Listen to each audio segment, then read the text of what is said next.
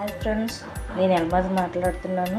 ఇప్పుడు కొమ్ము శీలకలు అంటారు వీటిని. ఇవి ముందుగా నానేసుకోవాలి, నైట్ నానేసుకోవాలి, తెల్లవారి ఉడకబెట్టుకోవాలి. కాస్త ఉప్పు వేసుకొని వాటర్ వేసుకొని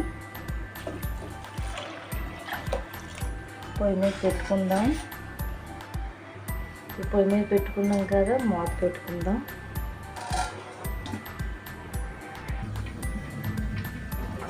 తీసుకున్నాం కదా,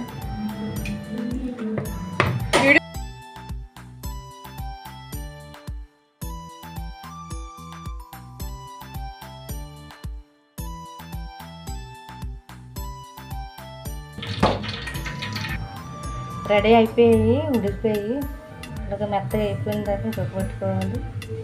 అలాగే ఎవరు తిన్నా మంచిది, బలము.